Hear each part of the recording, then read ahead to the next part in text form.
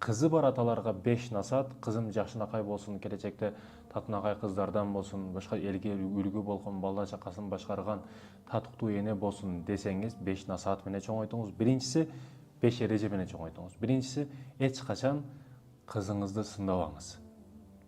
Семирип кетипсиң, паланчанын кызыдай болбойсуңбу, же башкага салыштырып, агасын тагып, ой пикир, жаман ой пикир менен, жаман сөз менен чоңойтуу. Негизи эле урматтуу мекендешим, куралган чоң үйлөрдө, заңыраган үйлөрдө, конкрет кафелден курулган үйлөрдө, же сырты жакшы көрүнгөн ич калтырак, же сонун көрүнгөн унааларда эмес, тынчтык жашоосу. Тынчтык жашоосу тынч жашоодо. Ашча сөздөрсүз, ашта жаман кептерсиз. Жада калса жаман сөздөрүбүз, урматтуу мекендешим, адамга гана эмес, будайга дагы таасир кылат. Жаны бардын баарына таасир кылат экен жаман сөздөрүбүз, сөгүнгөн сөздөрүбүз. Кээ бирөөлөр ашатып кыздарын сөгөт, өзүнүн кызын сөгөт. Башкаларга салыштыруудан мурда өзүңдү карап көр. Ал кызың өзүң үлгү болгонсуң. Өзүң сыяктуу ал жанынан жаралган кызың, башкаларга салыштырууга акың жок. Ал өзүңдү салыштырып жатасың башкага. Ошондой экен, кызыңа сын такпастан, жаман сөздөрдү айтпастан, ага ар дайым жакшы мамиледе бол. Ал аярлуу. Бүгүн конок, эртең кетмеги бар кызыңдын. Ошондой экен, ага сын тагууну токтотуш керек. Жакшы мамиледе болуш керек. Ар дайым жакшы көрүшүңдү айтат экенсиң экинчиси.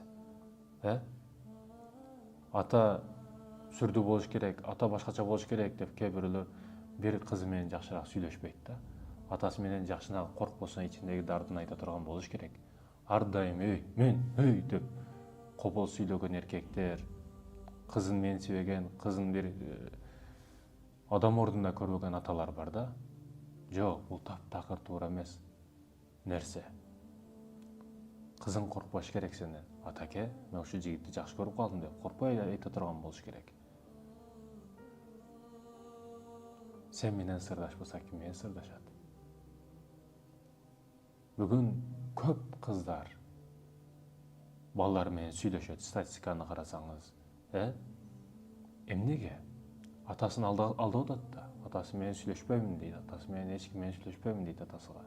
Атасын алдап башка менен сүйлөшөт. Башка менен сүйлөшкөн, атасын алдап башка менен сүйлөшкөн кыз кантип сени алдап башкалар менен сүйлөшө албайт? Албетте сүйлөшөт. Жалган сүйлөөгө эмне мажбур кылып атат? Чөйрөсүндөгү эркектер мажбур кылып атат да. Кеңири жайылып, бир сырын ичиндеги сырын дасторкон кылып жайып кое албайт. Атасы менен жакшыраак сүйлөшө албайт. Атасы түшүнбөйт. Ага инисиге айтса, алар түшүнүк проценти нөлгө түшүп калган. Кызы түшүнбөйт. Ошондуктан ошол түшүнүктү чөйрөсүнөн эмес, жанындагылардан эмес, алыстан издейт да. Эгер ошол алыстан келип аткан мээримди ушул жанындагылар берсе, ал алыстан издебейт. Аял киши негизи эле зыяны жок. Биз бардыгыбыз макулукпуз, бирок макулуктун ичинде аял киши эч кимге зыяны жок, өзү менен өзү жүрө турган макулук да. Болгону аны ишенчектиги сындырып коет. Ишенчек. Ошол жеринен зөөкүрлөр, өзүнүн нафсынын кумарын кандырам дегендер ойлойт дагы ошо ишенчек жагынан келип өзүнүн планын ишке ашырып таштап кетет. Атасы ар дайым макташ керек, ар дайым эң жакшы сенсиң деш керек, өзгөчөм деш керек. Кетип атып эле ар кандай ырларды ырдабайбы, кызың үчүн ырларды айт. Ошондой экен, урматтуу ата-энелер, башкаларга салыштырбайт экенбиз, ар дайым мактайт экенбиз. Үчүнчүсү башкаларга салыштырба. Башкаларга салыштырбайбыз. Аны ар дайым коргоого ал. Ата сен коргоочусуң, ата сен таянычысың. Эгерде сенден кордук көрүп аткан болсо, ал кимге барып жагынат, кимге дардын айтат, кимге ачылат? Ар дайым коргоосунда бол. Кыз ишениминде ар дайым болуш керек. Аллахтан кийин ата деген нерсени өзүнүн жүрөгү менен туя билиш керек. Менин ишенчек, таянычым бар деп сыймыктан айта билиш керек.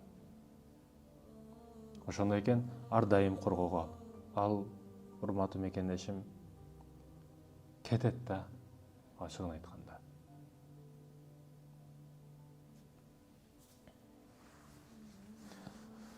Андан кийинкиси урматтуу мекендешим, ар дайым экинчи орунга кой. Биринчи орунга апасын кой. Ушул методиканы, ушул эрежени көрүп чоңойгон кыз эртең өзүнүн турмушунда да ушул эрежени сактайт. Ошондой экен, үлгү болуу жаатында, тарбия, талим берүү максатында, мисалы, кээ бирөөлөр бар, үйгө жөн эле башка намахрам адам келип калса, аялына бар эшикти карап койчу, бирөө келди дейт. Аялын чыгарып коет. Бул таптакыр туура эмес маселе. Көчөдөн эркек киши ким туура эмес, ким кайсы адам келсе дагы, эркек киши дарбазаны өзү ачып барыш керек. Кыздарын чыгарып коет кээ бирөөлөр. Түнү канча болушуна карабастан бар кызым карап койчу дейт. Кызганыч керек, урматтуу мекендешим. Эркек киши чыгыш керек, эркек киши караш керек. Өзүң үлгү болот экенсиң да ар дайым. Ата ар дайым үлгү экен балдарына. Балдары үчүн Майк Тайсон кумир боло албайт. Жолика Наташалар үлгү боло албайт экен. Ким үлгү болот? Ата эне үлгү болот экен үйдүн ичинде. Кумир деп силерди билет, кумир деп силерди карайт. Ушул жерде бир кысса бар, окуя эске түшүп кетти. Бир апа айылдан шаарга келип, баласынын үйүнө конок болот экен да. Дасторкон учурунда ушинге кечки тамакка жакын тамака деген үндөр угулат экен. Неберелеринин үнүнө баш багып, дасторкон жага келет экен. Бардыгы келип, тамактан эми жешти баштайын деп атканда, кызым, неберем, токтоп тур, шашпай тур. Үйдүн эркеги келе элек. Апа, не деп атасыз? Кимди айтып атасыз? Атаңарды айтып атам, менин баламды айтып атам. Келе элек, али дасторконго келе элек, силер баштабай тургула тамакты. Аны күтөлү.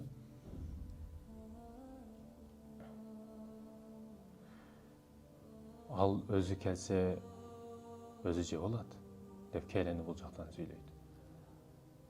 Ар бир нерсенин уяты болгон сыяктуу, үйдүн дагы өзүнүн уяты бар. Үйдүн уяты кандай деп неберesi сүйлөп сөз баштады. Үйдүн уяты, кызым, кыздарым, мурда биз жөнөкөй эле дасторкондун алдыда бутубузду созуп отурбайт элек, таянып отурбайт элек. Маданият, культура деген нерсе ошол дасторкондон башталат. Бисмилланы айтат элек. Ортосунда ой жүгүртөт элек. Бул тамак кайдан келди? Атаным канча эмгек менен таап келди бул нанды. Аягында шүгүр кылып алхамдулилля дейт элек, дуга менен турат элек, чогуу турат элек. Эркек киши баштамайынча дасторкондон тамак баштабайт элек. Үйдүн уяты деген. Биз мурда ошол азыркы занавеска, парда, айнек жапкан немелерди жаап алып туруп, светти өчүрүп, ошондо дагы кийимибизди алмаштырат элек. Кыздарым, эгер мен ошо жаштыгымда эстей турган болсом, жаштыгымда бир ички кийимдеримден бирөөсүнүн футболкасын жайып коюп, атам ошол жака басканда, апам мени чакырып өтө катуу урушкан. Атаң азыр ушул жакта аралап басты. Сенин кийимиң ошол жакта туруптур. Мен жер жарылбады, жерге кирип кетпедим. Кызым, кийимиңди жайсаң, төргө башка жака жайгын. Атайын бөлүнгөн жака жайгын. Анда дагы жайып үстүн жабып койгон бирдеке менен деп. Тарбияны өтө күчтүү берген бизге.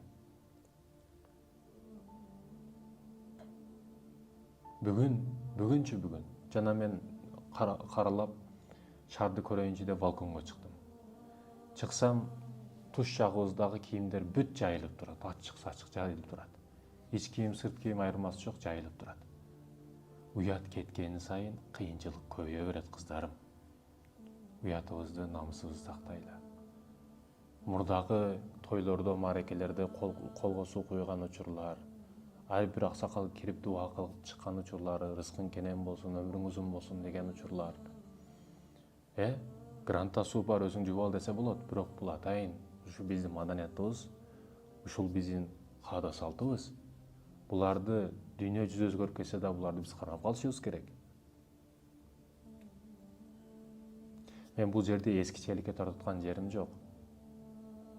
Эскичесиңер дейт. Жок, бизчелик жаңыча эч ким жок. Бизчелик заман талабына жашай турган, бизчелик эреже менен жашай турган эч ким жок. Ошондой экен, урматтуу мекендештерим, мурдагы эрежелерибиз бар, каада салттарыбыз бар. Кээде динде жок бул каада салттарыбыз. Бирок динибизге туура келет. Бул динибиз каршы, арам деген жери жок. Аларды камап калышыбыз керек. Жоготпошубуз керек. Урпагыбызга, улутубузга туура тарбия берет булар.